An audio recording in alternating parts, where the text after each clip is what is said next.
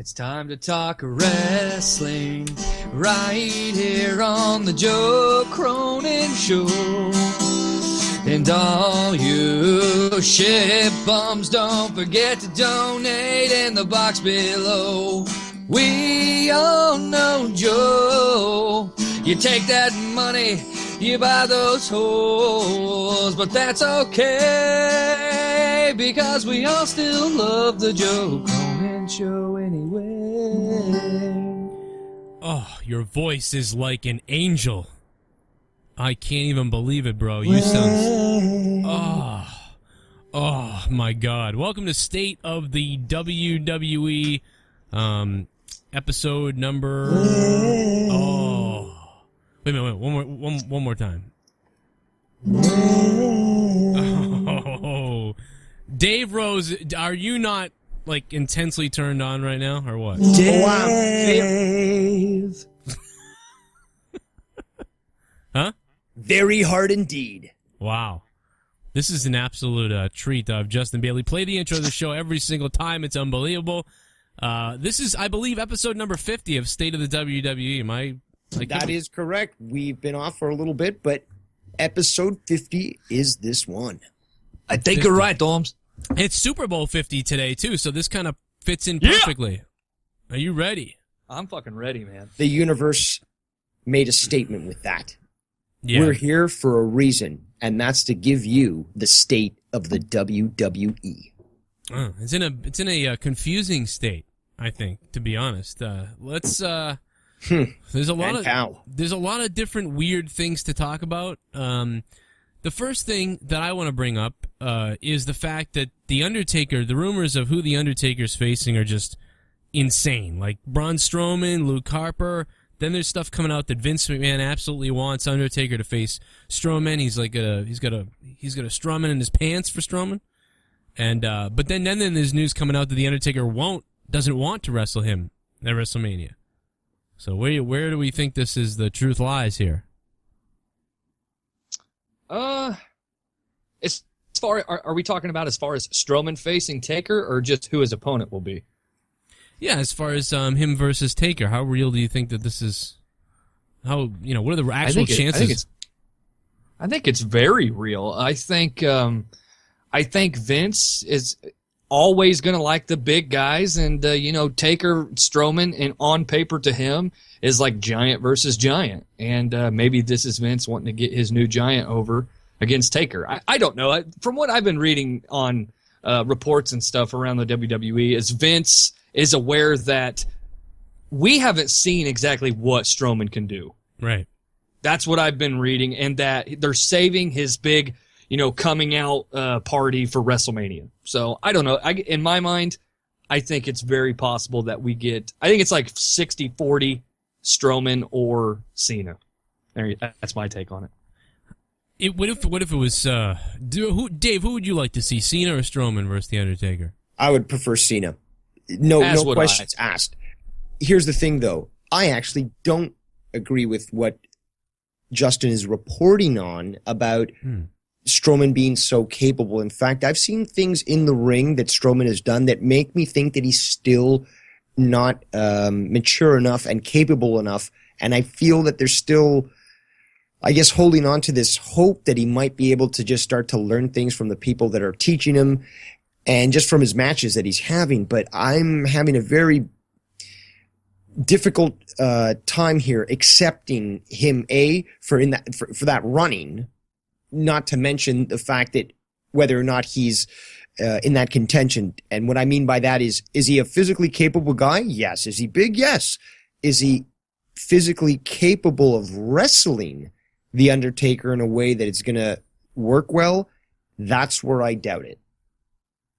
I don't think, I think it's possible, but based on, my problem is, like you said, based on what we've seen out of the Undertaker, out of Braun this far, how could you give your endorsement to him? I want to see that him versus the Undertaker, when what all we've seen basically isn't enough. We don't know how he could actually have a full match with the Undertaker at this point. I've seen him take some pretty good bumps. He seems very agile for his size. He's almost like the new Kane. But can I ask you guys a question for a second here? I'm sorry to interrupt and drag this show to a halt, but I think actually that we're putting the cart before the horse. And why do I say that? Because, okay, matches, we can talk about, okay, this match, okay, but what's the end point? What's the goal? Who are you trying to put over, and what's the story you're trying to tell? Braun Strowman and Undertaker, where's that coming from? Where's it going? And what does it mean? I think one of the problems with this whole thing in general is the fact that if Braun Strowman beats The Undertaker and they do this whole thing where basically, The Undertaker's leaving now. His career ends at WrestleMania 32 in Dallas. Then, so now you're telling me Bray Wyatt's the leader, but Strowman is been able to beat The Undertaker where Wyatt wasn't. I think it makes Wyatt look really weak and makes it look bizarre. And the only thing left to do at that point then is to put Wyatt versus Strowman, and then they have a feud. But why would you do that? So that's why I have a problem with it. Unless, of course, The Undertaker is going to beat Braun Strowman. And then if he does, well, now Strowman's lost, and what's he good for now? Now all the Wyatts have lost to The Undertaker. So, to me, it's a roadblock match. No matter what you do, unless you've got some kind of plan for him to supersede Bray Wyatt and then make Bray Wyatt a face, then I don't know, it doesn't make sense to me. I think it's a lost cause, and it doesn't make any sense. If this were back in the day and Strowman had not debuted with the Wyatts yet, and he came out like he is, but by himself without the Wyatts, he wasn't, aligned with them, and he ended up losing to The Undertaker, later on you could have him align with the Wyatts and they could be powerful, and then he could build himself back up again. But but being with the Wyatts, losing, it sucks no matter what way you look at it. I don't know what Justin thinks, but I'm curious. But I think it's a lose-lose all around, other than the fact that these two big men, one being a new guy and The Undertaker being there and putting over this new talent. I understand that part of it, but I think everything else is useless. I don't think that it's a lose-lose situation. But to hit on what I think Dave was asking is what would be the story surrounding Taker and Braun. I think it's just a simple, we need another giant, and getting one over on Taker is the way to do that, apparently. But I agree with Joe that it makes Bray look super weak when he's supposed to be the leader, because it makes him look vulnerable. I think, Joe, you mentioned that, he keeps coming up short, but all of his other guys are usually hitting on point. So it doesn't make a whole lot of sense to me either, but I have to be honest with you. I don't see it being Braun Strowman. I don't know if I gave that kind of earlier. I think it's going to be Cena, because the way my mindset is for Mania 32, and I'm not trying to derail, I just think that 32 is supposed to be the biggest one of all time, and Braun Strowman versus Undertaker simply just isn't big enough. So I think it's going to be Cena versus Taker. I mean, every match on this card... In a career match? What's that? In a career match? No, because I don't think Undertaker's done this year. I think he probably has a couple more years in his... really? In his career. I actually have to side with Justin here. I don't think he's done. I don't think Taker is ready to hang it up. 1 to 2 more years at most, but I don't think he's done. I think he possibly retires at Mania 34, maybe 35. I'm thinking 33 or 34. Well, sorry, this year's 32, right? Yeah. Yeah, so 33 or 34 at the latest. But I'm kind of holding on to hope, and nobody wants to hear this, but I'm holding on to the hope that maybe he can hold on long enough for Sting to get better and give us that match that they've owed us for the last, 15, 16 years. Well, I think Sting's done. Before we speculate on that, I just want to finish by saying it's just a matter of, is it big enough on paper? And I think regardless, every match at WrestleMania 32 on paper has to be super stud. Every match on that card has to be very aesthetically pleasing to the casual fan or just the Mania buyers, because every year there's just a Mania buyer. Yeah. So those people need to look at this and be like, okay, Undertaker's having a match. Okay, who the fuck is Braun Stroganoff? Who is this? You know what I mean? So I think if they see Undertaker versus John Cena, they're like, oh my God, that's like a fucking dream match. Right. So that's my take on it. I think we'll leave it at that. I think those are all our opinions. I think that, I would agree, though, that Cena and Undertaker, believe it or not, would be Unfortunately, because I'm not too keen on the whole thing, but I think unfortunately Cena in the Undertaker is the way you got to go if it can happen, if Cena can get back. I do want to I want to take a second in this video to do a shameless plug for us, which is kind of just letting you know if you're not sure yet about the channel. I want to let everybody know that on Monday nights after Raw, we go live to review Raw with your phone calls, and after every pay-per-view, we go live to take your phone calls and do a show for you live on YouTube. So hopefully you can be a part of every one of those. And also wanted to let you know on Wednesday nights at 11:30 p.m. Eastern Time, Wednesday nights. Oh, I'm sorry, the time has changed. I take it back.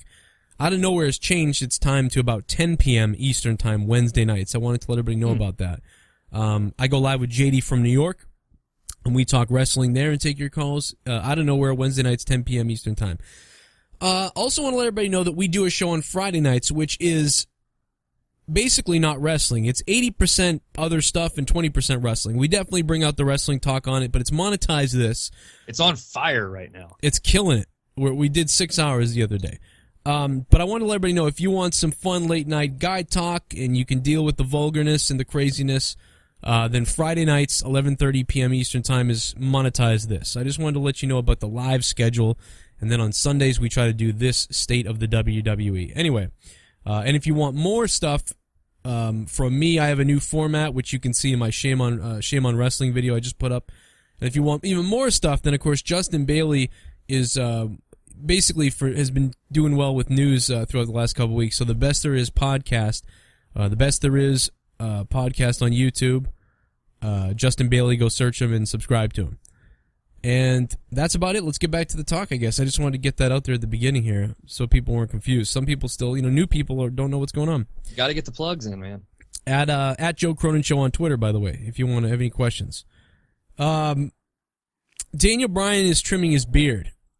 That's an interesting story that's out there right now. I almost don't give a cut his hair. Yeah, it's weird. I mean, they say he's trimming his beard, so he's not. Oh, I see a picture of it now, actually. It is trimmed. He full-blown cut his hair off. Yeah, you're right. He cut his hair. You're not even joking. I thought it was when it said, yeah, he cut his hair off. He didn't just trim it. He went back to like short hair and. I preferred his Hindu guru look. Yeah, but because he had hair probably almost as long as I had it, and his beard was literally at his tummy, and now he's really cleaned up and. I'm just waiting for the rumors. I'm waiting because I know Dave's about to say, "Oh my God, he cut his hair. Daniel Bryan's never coming back." Yeah, I don't think this is good news. Oh, I'm actually thinking this is good news for WWE because I do too. Maybe he's just trying to clean himself up to make himself more attractive to the WWE, bringing him in. But something stinks about that whole situation. He's been proven by all these doctors to be capable. He hasn't been allowed in. It's starting to sound like they're holding him back for a particular reason, whether it be because it's not the right time for story, or it's because we're done with you, Daniel Bryan. We don't want to be associated with you, even if you can prove you can still wrestle. Or it's, I think I said the final time was the Rumble, but really you're going to find out tomorrow on Raw. If he's there. If he's not there. It's true. It's in Seattle. I mean, for all we know, he could come out and say that he's still not ready. But he'd like to be involved in WrestleMania. I feel like he's going to be involved in some kind of storyline, no matter what. I'm starting to go the other way and think, no matter what, he's going to be involved in some kind of storyline, whether it's a special referee or something or other. I just want to add on the Daniel Bryan situation. I actually released a video, I think it was about 3 weeks ago. It's almost a month. About Daniel Bryan coming back to WWE, and I'm very optimistic about him coming back because I truthfully, it was not a desperation attempt for attention or anything like that. I honestly believe that Daniel Bryan will be at WrestleMania, and I actually believe he will be wrestling. And I know a lot of people are like, "Whoa, you're fucking crazy! Now come on." The reason I think there's probably a very, very good chance we don't see him tomorrow. And the reason I believe that is I think they're going to wait till Fastlane is over and the heavyweight title situation is grounded out. Like it's set. Roman versus Triple H. Just get it out of the fucking way. Okay? Well, how better Sorry, go ahead. No, go ahead. Add on. I was going to say, how better to sort of bring in somebody else then the opportunity where Roman Reigns wins the title from the Authority, because that's who they've been pushing.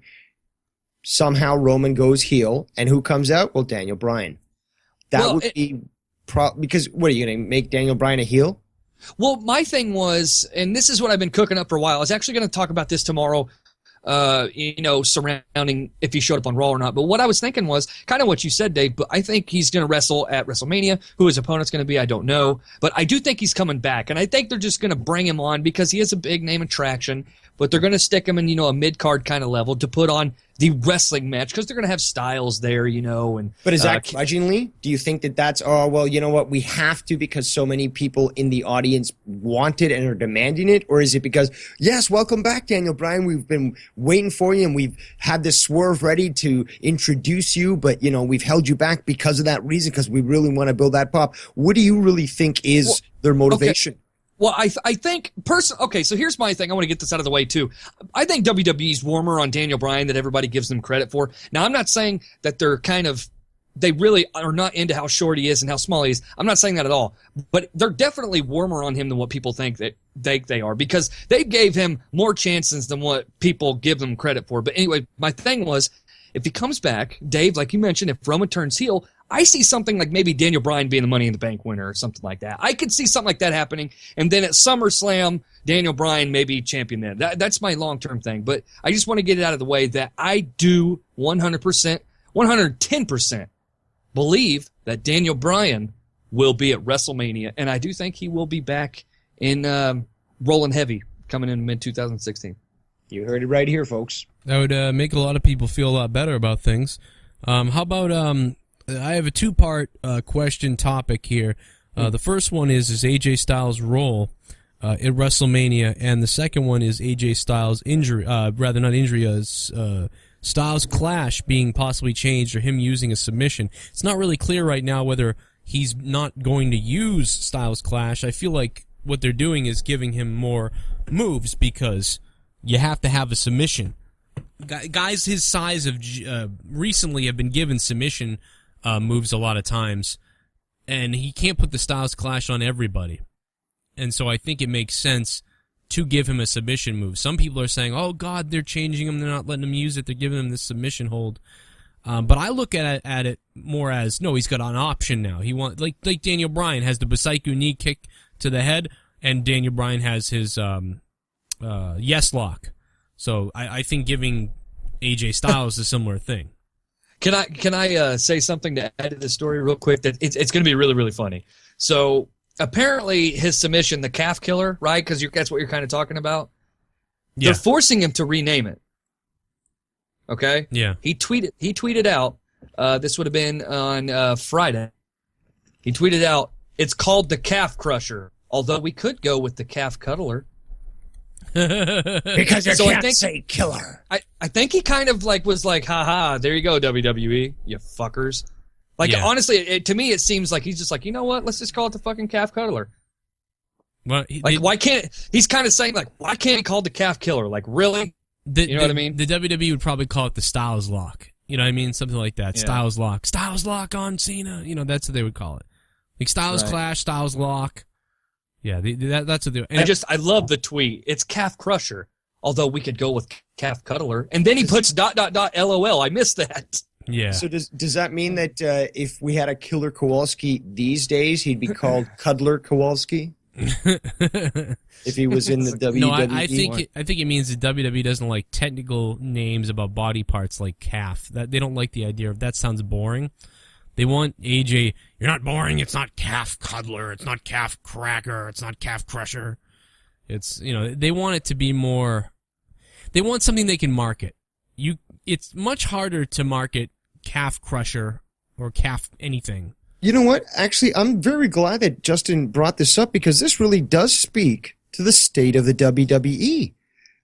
What Twilight Zone are we in right now where the names could be considered either offensive, dangerous to use? Well, so you're saying it's offensive. See, I'm thinking that it's not a good marketing name, but you're coming at it that you just don't want to use that word.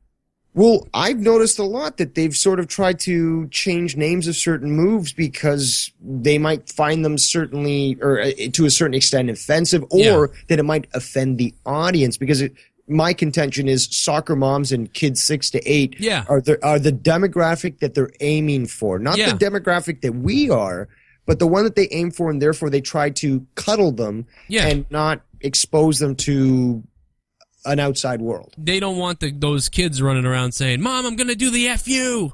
And then the mom says, "F you? Where'd you hear that? What does that mean? That mean fuck you?" You know, well, that's it. You're not watching WWE anymore. And so then the kids are cut off from watching it because the parents didn't like the word, death driver or suicide flip. Even TNA, remember Suicide had to change his name to Manic.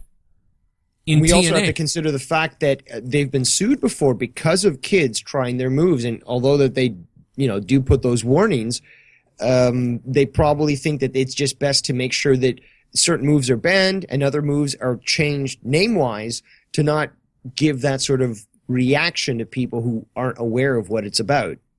Right. Is that what you meant, Justin? I didn't follow that.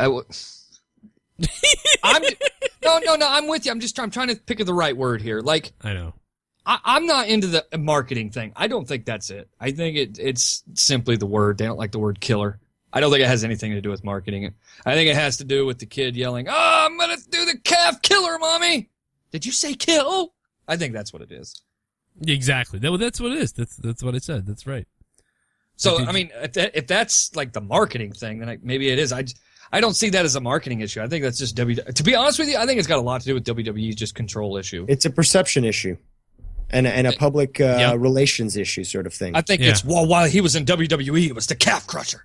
You know what I mean? So I think it's very bizarre. I think it's the umbrella of WWE trying to create a moveset that's already created, but with their tags. You're gonna run out of stuff eventually. I mean, to be honest, with names. So I mean, like lazy names are like the Styles lock. Like I said, like the Yes lock, the Styles lock, the Styles hold, or the Styles change or something. Like that's what they would call like these moves because they're marketable. They relate to the character, and to be honest, that doesn't bother me. Like I understand liking the name of an actual wrestling move, like say the Bicycle knee kick, that Daniel Bryan does. They don't even have a name for it. They never even named that. And I thought that thing was, that was one of the best like finishers that started coming up. Like he started doing that kick, and it was like he's created an exciting finishing move, and they never named it. It's unbelievable to me that they couldn't think of it. On the converse side, you've got a move that was established and used quite often until a point where they decided to stop using it with Seth Rollins and his curb stomp. And there's another one. What does curb stomp mean? And curb stomp. And people think about American History X. People think about what a curb stomp is. And they literally changed it because look at how big it was. Can I ask you a question about the curb stomp real quick? I don't mean to cut everybody off. Never liked it, really, this has been eating away at me about this curb stomp thing. Yeah. Instead of doing away with the move, could they not have just renamed it in this case? I think they could have done a lot of things, and I don't know. We would have to ask them the real reason why this changed. Did Seth Rollins get sick of doing it? Did he not really like it? Did someone else really not like it? Like, did Vince say, I don't like this move? And then it was called curb stomp on top of it. So all these things compiled to being where basically they were like, we should have changed this a while ago, but we just didn't and couldn't, and now we're going to do that. I mean, because now it's cemented in time forever. WrestleMania, he hits the curb stomp. That's a huge moment in the current generation of fans that watch WWE. Over the next 5 to 10 years that they watch it, if they do, until they leave, that will be one of the bigger moments that they remember. And that he used the curb stomp. It wasn't a pedigree. It was a curb stomp. Why the next night do you change it? And I don't know what the reason is. I don't fully know if it's because of the name curb stomp. Because they would have just renamed it like John Cena's move. So there's more to it than that. I just think it's fucking lazy. Like, they gave him the pedigree. Like, that to me is so lazy. I get what if what they were trying to do was to create like the Triple H and Seth Rollins thing, that feud down the road. But like to give him just like the pedigree, like that to me, it just kind of pissed me off, to be honest with you, because I thought that the curb stomp was a really cool move. I really did. If things had gone right and Daniel Bryan had come back, we could have had Seth Rollins versus Triple H when Triple H basically he loses the belt because of everything. Reigns could have won the title and faced Daniel Bryan. That would have been cool.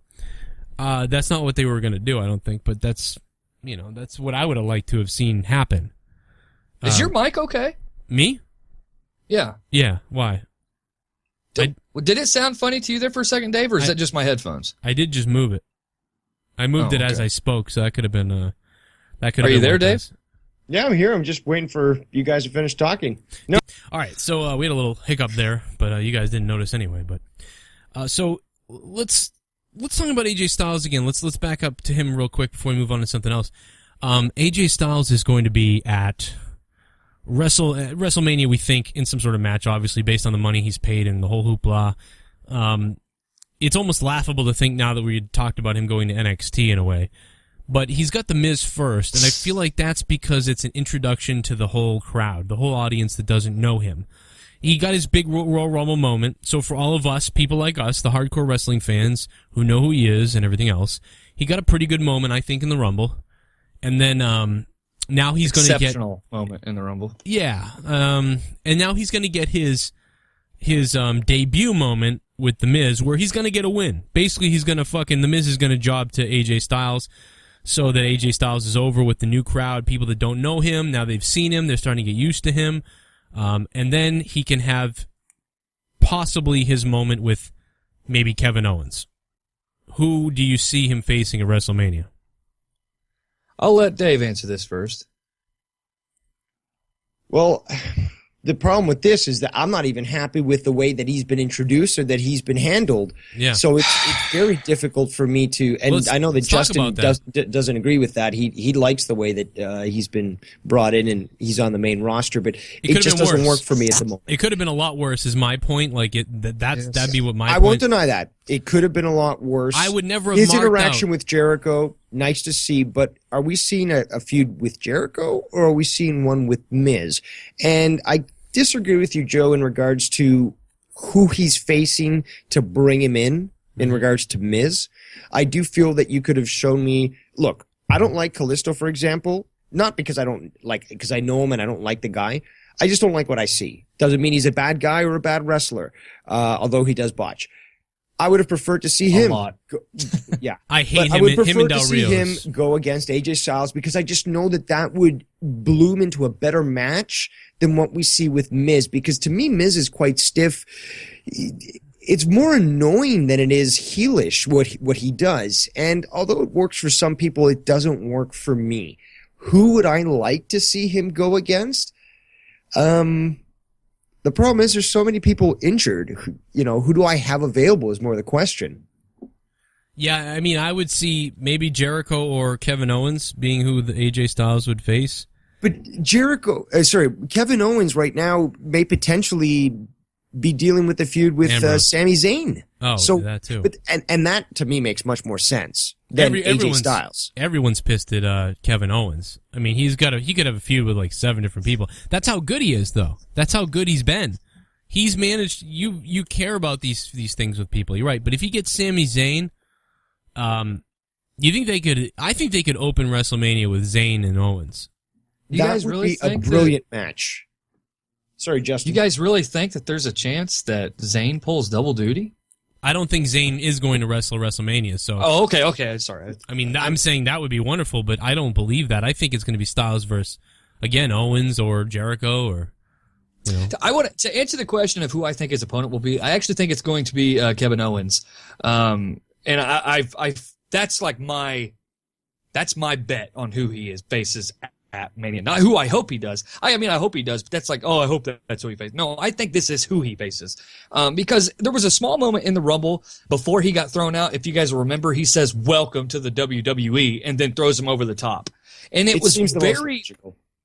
It seemed very well filmed. You could hear everything, and they could use that in a video package later down the road.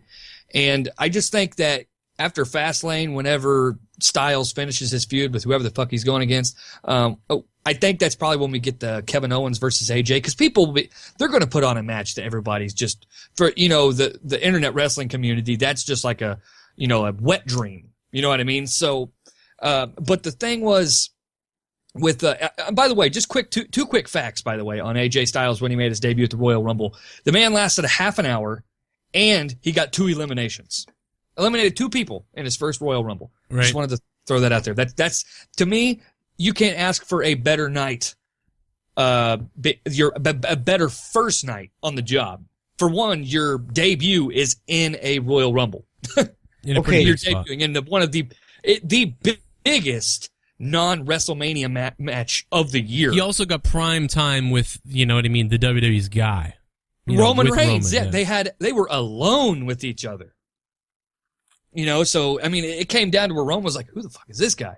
And then there's a stare off. And I'll tell you something else that's really epic, too, is when AJ gets in that ring and he feels the ropes out. If you go back and watch that part, you're just like, holy shit. Yeah, I like that. I'm here. It's a very special thing that you see. And to give the guy a half an hour, a couple of eliminations, he lasted a long time. It just, to me, I think what they're doing with him so far is good. I'm not saying it's great, but it's good. And like Joe said, I think Dave may have said it could have been a lot worse. Yeah, it could have been really ugly. So we're happy of the fact that it's not that they're handling them great, they're just not handling them like shit. As of right now, they're doing a pretty good job with AJ. So, but again, back to the question, I simply think that it's going to be Kevin Owens versus AJ Styles at Mania. Anything else, Dave? I can't. The problem is, I'm so caught up on the fact that I don't like what I'm seeing that I can't really see beyond that. So I can't think logically in regards to who WWE would consider putting him. It seems logical, like you guys are saying, that Owens would be the guy, at least from a certain standpoint. I don't see it that logically, but that's also probably influenced by my desire for me to see more from AJ Styles. So I'm going to have to abstain from this whole one. Well, let me ask a side question before Joe moves on that then. Who do you see Kevin Owens facing at Mania? For some reason, I just have this inkling that they're going to push Sami Zayn up, that they're going to bring him into the main roster. That's for some reason. So you do think he's going to pull double duty then? It's potential. Like, I mean, it sounds like a lot, and it's very uncommon and untraditional. And you know what? Maybe I'm just totally wrong, but something is just itching at me that they're going to build that feud, and soon. But because with what you're saying, because Sammy's going to be competing at Dallas. So if he is brought to the main roster, you think he's going to face KO? Is that what you're saying? So therefore, in that sense, he would be pulling double duty. I can't say at the moment. That's the problem. Okay. All right. That's fine. Dave, we'll know more. WrestleMania is basically a month and a half away, right? Yeah, you're right.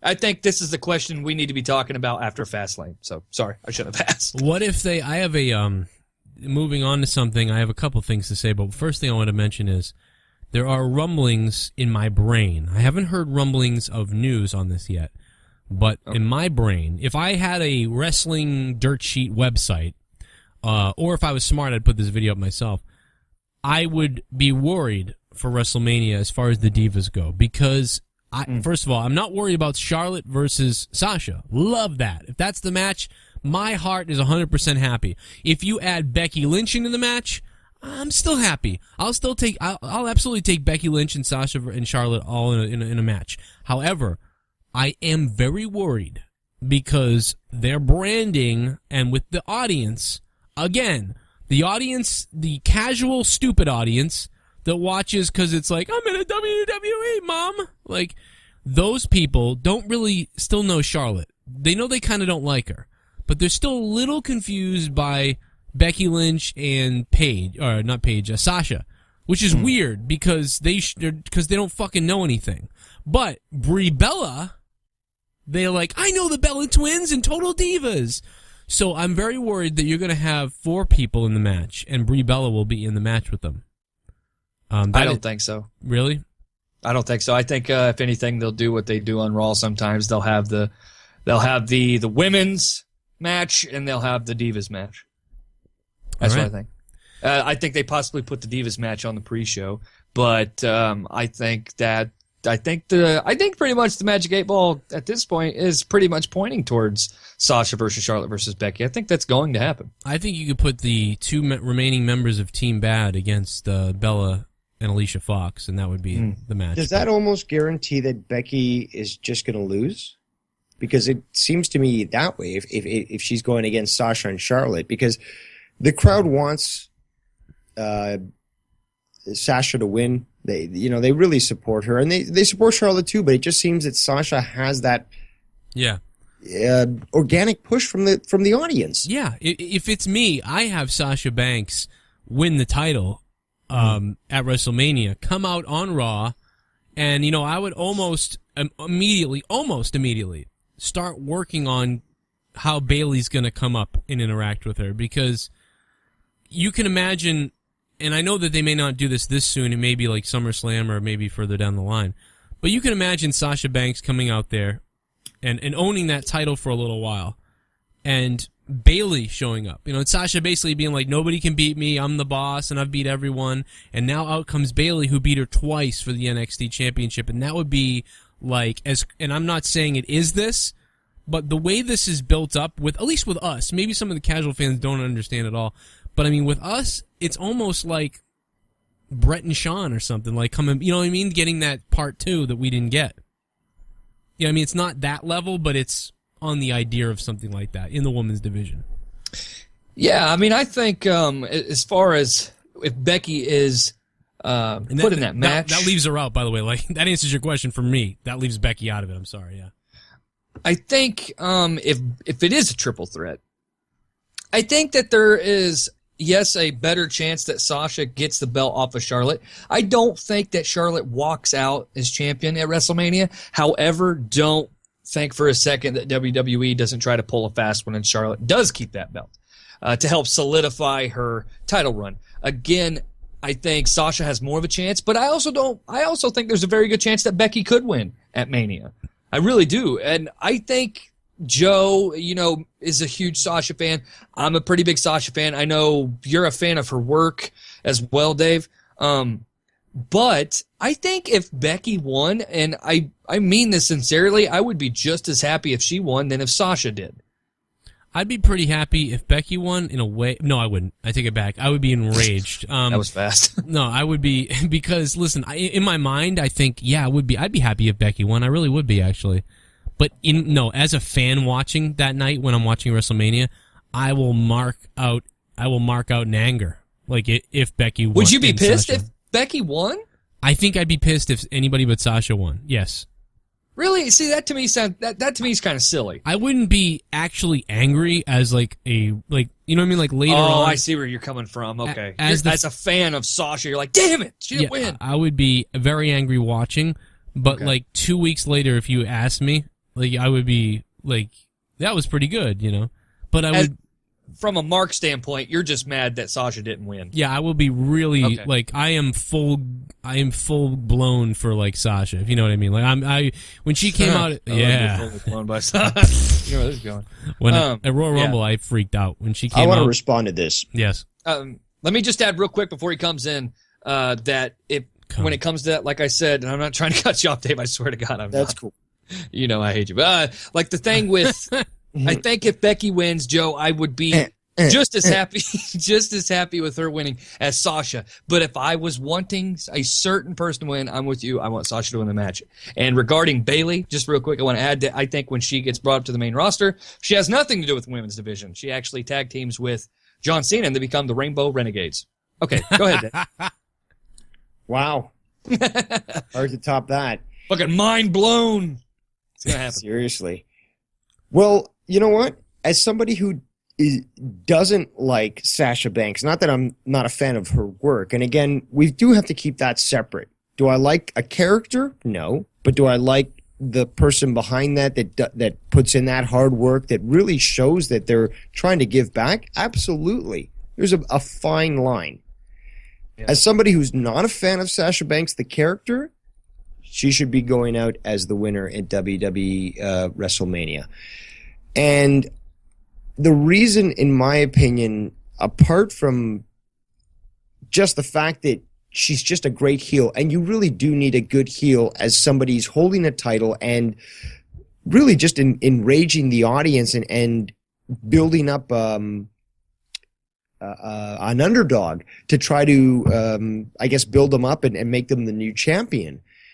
There's also the fact that I never thought that the way that they brought Becky Lynch into the WWE main roster made sense, was good for her character, or helped her out in any way. I really think that she's played second fiddle to so many different people. She hasn't been given opportunities that really she's deserved, but because they started off on the wrong foot, it's hard to sort of give her those opportunities because it just doesn't make sense storyline. Now, I'm always going back to the fact, like, where does this lead to and what does it mean? So I'm wondering what you guys think about my thoughts about Becky Lynch, how they brought her in, and how she could be treated in the future. I think they're going back to that now. I think they're finally building on her. I think that this is the first time they are building on her because they've convinced me and Justin, I think, that she could win at WrestleMania because she is getting a response now for to many of these fans that don't know who Sasha is. Like I've said this before, they don't really know who she is, so they don't understand why people are screaming for her and these moments that she sort of has been getting here or there. Like they don't really get it. They haven't seen her in NXT, experienced her, then started to like her, then rooted for her, then seen her own the title and be the boss. They haven't seen all that, so they're not emotionally invested the same way. Her music doesn't quite click with them yet, so they're waiting for that. But Becky Lynch, when you look at Becky Lynch and Sasha, Becky Lynch is an easier person to get over with casual fans as a face than Sasha. Because the casual fans are like, isn't she team bad, and I don't like them, and I don't get her. But then Becky comes out with the fun and the hair, and the music is good. And so now those casual fans are starting to like Becky Lynch. So well, I'm confused here. Is Sasha now a face? Because no, she doesn't. No. The good thing about Sasha is she's not. Sasha turned on Becky. She is a heel. Yeah, and that's good though because she will get over with the fans as a heel because that's what people like about her. Becky is a face, and so in my opinion, the way the WWE is now, there's so many. It's like the Ninja Turtles. Like a lot of these wrestlers are like the Ninja Turtles. You know what I mean? Like some people like Leonardo because he's the leader. He's got blue, whatever else. Some other people like Raphael because he's a little more damaged. He's got an anger management, and more people can sometimes relate to that. So pick your poison. You know, they're both really face in a way. Like people are going to root for Sasha. People are going to root for Becky Lynch. However, Charlotte, most people are not going to root for her. With Ric Flair in a corner, she is the actual heel of everyone right now. So you can take your pick. It's not it's not exactly heel and face, and the fans are cheering for either one. There's this divide of them all. And that's the way I see it. It's a different taste. Because the crowd is so different now than it's ever been that you have to have different tastes, and that's what's going on. And that's why no one's ever fully happy. That's why you get comments that are like, can you guys just like WWE? I don't understand why you're bitching. And then other people say, Becky Lynch is awesome, Sasha sucks. It's like everyone's got a different opinion now. You can't fully get everyone on one bandwagon other than Daniel Bryan, and even some people didn't like him. But a lot of those people were the younger crowd that didn't like Daniel Bryan. Well, here's my thing with Becky Lynch. As an overall, as a viewer, somebody that saw her come up to NXT when she debuted, all the way to where she is now, the evolution of Becky. And here's one thing she does that Sasha can't do for me and what Charlotte can't do for me. Becky is the only one out of the big three that has come up that can play a great face but can also play a great heel. Because I don't think Sasha works as a face to me. She just doesn't because she's the boss, like Joe said. That's how I picture Sasha, how she should be all the time. I'm not saying she should never turn face, but if she does turn face, it has to be the Stone Cold Steve Austin face. She has to always be the boss, or whatever. But Becky, on the other hand, you guys may not remember this, and you could as well, obviously. But I remember what you're talking about. Becky's heel run in NXT was awesome. And when she was heel was when she had that match with Sasha Banks. Yeah. In their singles match they did. And she also was a heel in the triple threat between Bayley, Sasha, and Becky. Right. I don't know if you remember that one. But, like, her heel run is fantastic. So, on the flip of a dime... I'll tell you, I didn't like it as much. The triple threat? I don't buy Becky as much as a heel? As things, yeah. I don't know why. Well, just as from my perspective of seeing these three women wrestle, I like Becky that if she's a heel and as if she's a face. But my point is this. When they brought her up, point on what Dave was asking is they brought her up, she was the third wheel. You know, she was kind of the bastard child because she was always stuck in the back. She wasn't given the moment. Her things were over scripted, and she just never got her moment in the ring. I think that worked for her, though. I think that's why she's the one who's more over by herself with the casual fans than, like, Brie and Nikki Bella are over because with the casual pop fans of the crowd. But Sasha and Charlotte aren't as over with those people. But Becky is, because she hasn't been damaged to start. Right. I agree with you on that. Like, I think people are like, wow, we didn't realize she could do this, you know, and I agree with you on that. And I also think that now that she's kind of, I mean, you know, the match she had at the Rumble with Charlotte was really, really good. And the main event of the night, obviously, is what kind of, like, that's what you walk away with. But the match Becky and Charlotte had at the Royal Rumble was really, really good. I don't think it was given the time it should have had. Yeah. But it was a really, really good match. So I think Becky, in the whole situation, the whole big picture with all these girls, is going to be a very dominant one. I think Becky is just as impressive to me as she is as Sasha and Charlotte. That she just impresses me as much as the other one does. Yeah, I think this is a strong group of girls. Like, this is unbelievably strong. She was booked the weakest, but she also wasn't booked much.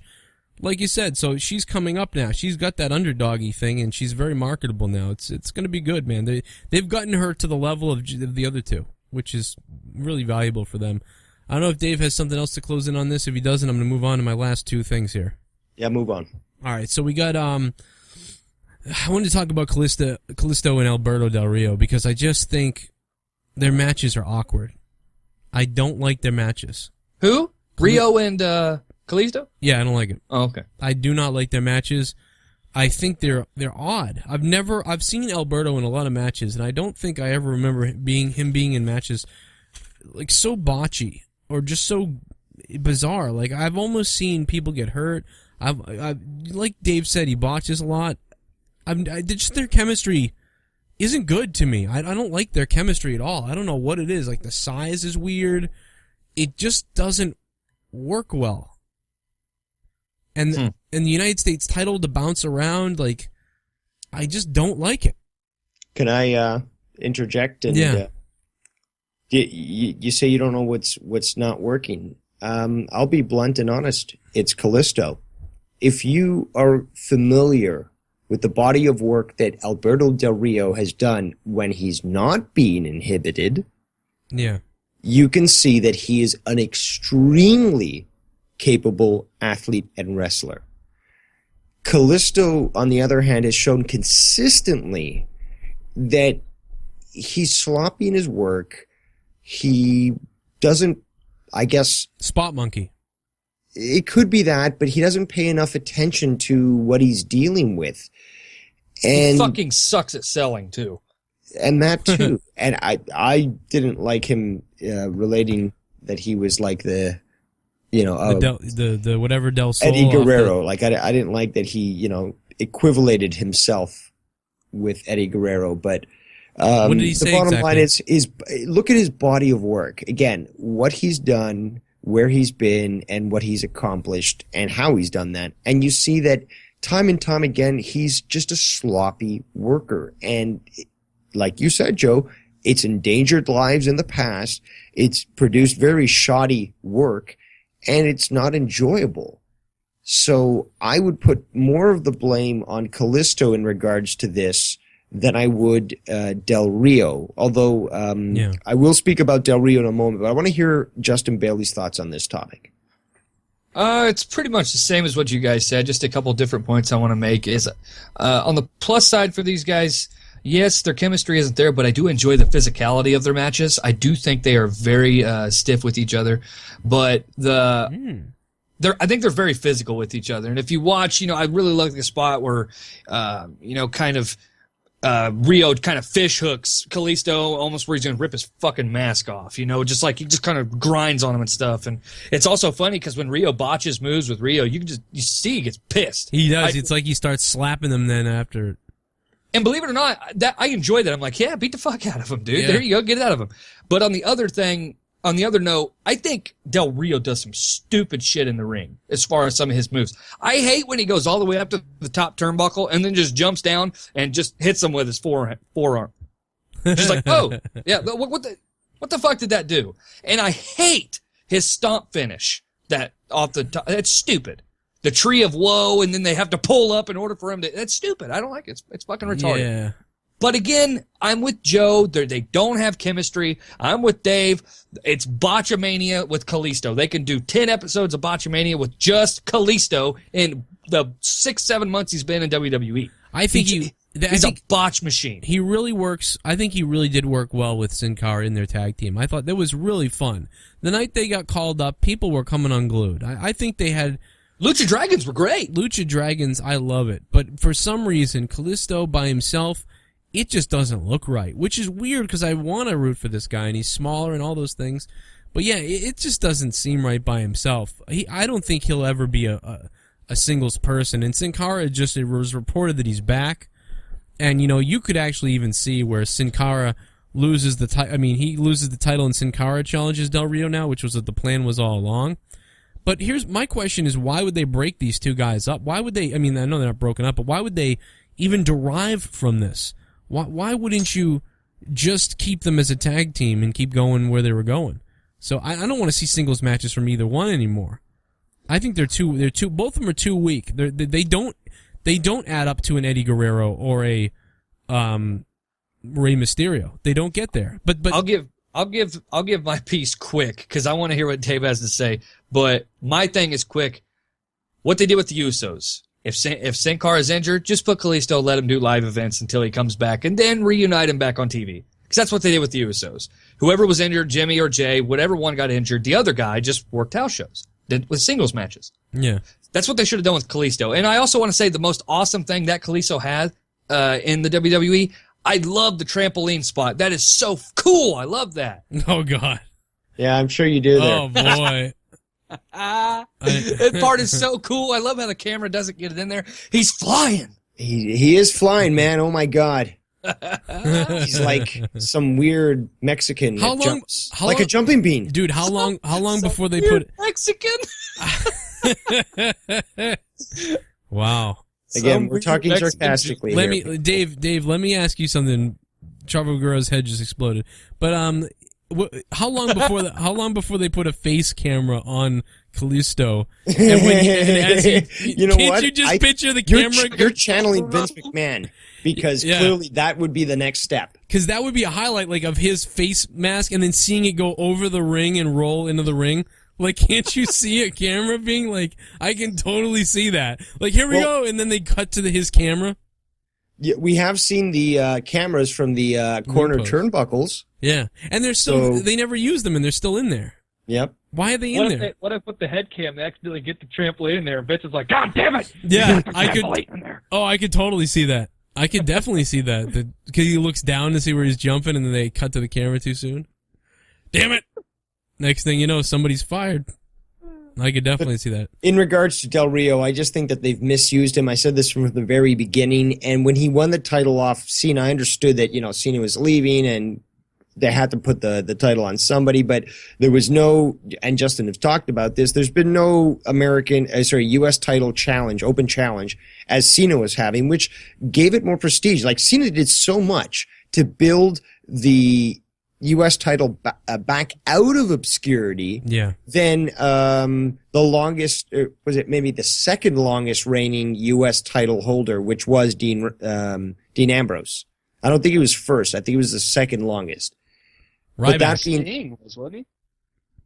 I can't remember who it was that was who held it the longest time. But bottom line is that Dean Ambrose held it for so long, didn't challenge anybody. Cena holds it. and it doesn't matter if we hate Cena or not, he gave prestige and value to that by having that open challenge and giving some fairly good matches. So yeah, it was incredible. I just don't agree with the way that they've played the cards for Del Rio. Del Rio speaking at commentary is abysmal. Yeah. And here's the crazy thing. I've heard him speak properly either in AAA or Lucha Underground. And because he doesn't really have anybody telling him what to say, you got him saying some amazing promos and things that are believable. Not this, well, you know, it was bad luck the first time and the second time, so, you know, the third time is going to be good. I mean, what? They should have never even asked him that question, to be honest. Whoever fucking brought that up is fucking stupid. But they've made him look so weak, so terrible, and again with the whole, I don't know whether or not having him aligned with the League of Nations is even worthwhile, but it's been abysmal just from the get-go, and I called it. I mean, it doesn't make sense, and combined with Kalisto, and I disagree with a certain extent of what Justin is saying about Del Rio's work in the ring, but Kalisto is a total botch factory. And to pair them both together, to me, really just speaks to the fact that they're trying to maybe, I don't know, speak to a certain audience, i.e. Latinos and Hispanics, and B, maybe trying to take away some sort of the prestige from Lucha Underground. But again, with one group, they should have stayed together as a tag team, you know, Sin Cara and Kalisto, and they should have used Del Rio in another way. And you know what? That's the end I'm going to say about that. I think that's all we need to say about that. I think it's going to get worse. I think possibly you may see, in my opinion, if you ask me what's going to happen at WrestleMania with the United States title, if Kalisto moves on with Sin Cara in some sort of tag team deal again, it's possible that you could see someone like Ryback challenge Del Rio for the U.S. title at WrestleMania. With his nice new trash bag pants. I want to throw out just a couple of quick facts before we move on, Joe, in regards to what we spoke about just a second ago. Actually, just real quick, the longest reigning U.S. title champion of all time was Lex Luger. He actually reigned it for 523 days. Wow. And the shortest champion ever was, get this, stunning Steve Austin. He held the title for approximately 5 minutes. Wow. Who was the second place? It's actually Dean Ambrose is the second. We knew it was Dean because you remember when he held it for like a year and defended it 5 times. But the thing is, he's the longest one under the WWE banner. So technically, they'll say he's the longest reigning U.S. champion of all time because it's under their banner. So I didn't know they did that. They do that? I don't know if they did either, but I'm sure they probably would or will. I don't know. Who knows? They can make up the rules. I was watching the Royal Rumble from back when Shawn Michaels won it that other time and whatever else. And also when Vader went crazy in that Royal Rumble and threw everybody out and then they restarted it and put them back in the ring. But yet at the Royal Rumble this year, someone came in the ring and threw out Brock Lesnar, and then you never know what the fuck the rules are at the Royal Rumble, to be honest. Yeah. Moving on to, I want to close this out. We got to get out of here. I got to crunch for time here, really. But really quick, that match is made, and so isn't the number one contenders for Fastlane, Brock Lesnar, Roman Reigns, Dean Ambrose. Going forward, we're really going to see what's going to happen on Raw. It sounds like a pretty epic match. Brock Lesnar, Roman Reigns, and Dean Ambrose. You would think that's going to be a good match. I just have one quick question about it. Do you think somebody, this will be a fair match where somebody wins legit, or how many interferences will there be? Do we think this is going to end clean, or will there be interference? I obviously think there'll be interference, but where that comes from I want to know from you guys. I'll give you dibs, Dave. Oh, Jesus Christ. I just think I got the worst idea that would be right up Vince McMahon's alley. Well, I can't wait to hear it. You got Triple H interfere with Roman Reigns from preventing him winning somehow. You've got the Wyatt family interfere with Brock Lesnar from winning. And then you've got Dean Ambrose winning, but he turns heel, and he turns out to be working with Triple H all along. There's been rumors. Finger poke of doom. JD from NY206 has talked about this, and they've talked about the fact that they want to make Dean Ambrose a heel, which is just, to me, it's incredulous. But it just dawned on me right now that would be the way to probably just execute it as easily as possible. Do I want to see that? No. Is it possible we'll see that? I hope not. I'm hoping I'm wrong. But Is it an avenue that they can use? What turns him heel, though? He's now the challenger for the title, but he's heel? No. Have you seen anything in the last 24 months to indicate there's any rhyme or reason towards people making certain decisions to go face or heel? Yeah, I mean, I haven't. You're right with that, but I mean, but the point is, what's he gonna do? It makes no sense, because what's he gonna do? Go to WrestleMania as a heel? That's what I'm saying. It's finger poke of doom. Like Triple H gets finger poked by Dean Ambrose. Dean Ambrose gets the title, then it's be Roman versus Dean. I honestly, it won't happen. I'm just kidding. Yeah, I don't see that happening at all, because it doesn't make any sense for facing Triple H at the WrestleMania.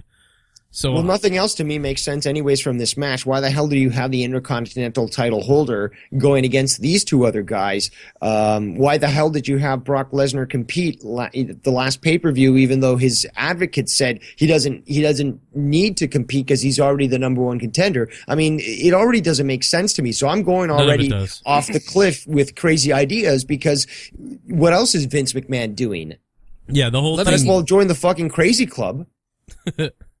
Let me add my 2 cents, and then we'll close the show out regarding this match.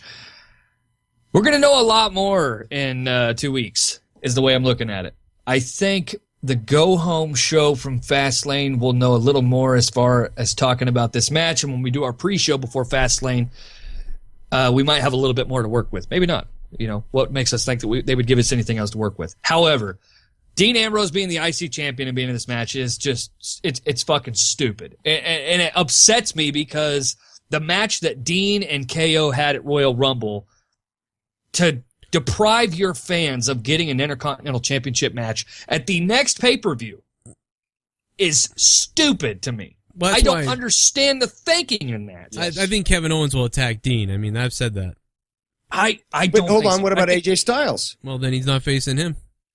That's my point. Before that, though, I did say that I thought Kevin was going to attack Dean Ambrose but so there's so many things that could happen.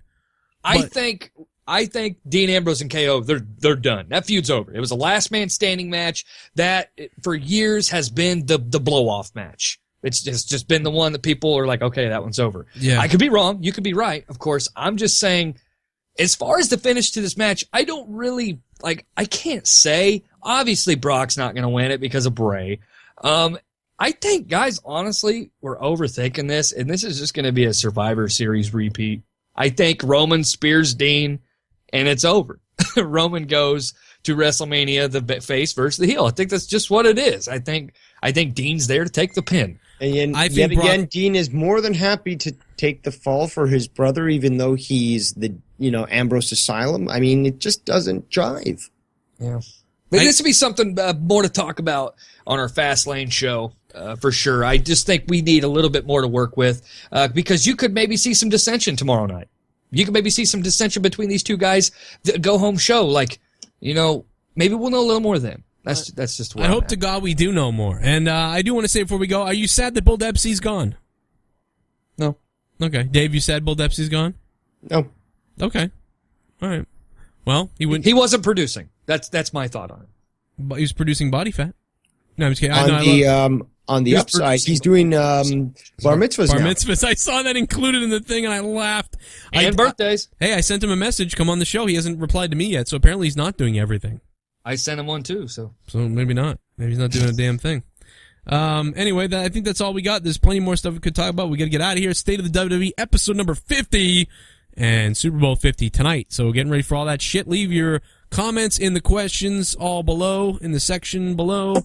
Also, if you want to listen to this on iTunes, we are now on iTunes. Just look up Joe Cronin Show on iTunes. Look it up on SoundCloud. And make sure you basically subscribe on iTunes and here on the Joe Cronin Show. Either way you want to listen to us. Also, if you're a Monetize This fan, search Monetize This on iTunes. We are going to be uploading the full episodes on there. Leave a review, guys. That's important on iTunes to leave a review for the show. And also listen to the show on iTunes. And that's about it. We're thank you, Dave Rose, for being here, my Canadian friend. And to Justin Bailey, you can check him out on YouTube, The Best There Is Podcast. The Best There Is on YouTube. Justin Bailey, go subscribe to him for daily wrestling news. Getting ready to unveil his new equipment. We're going to have a new cool format to the show in some cases. It's going to be a blast.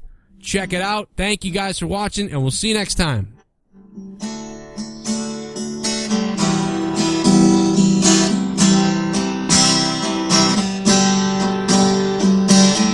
Get the gun, shoot someone.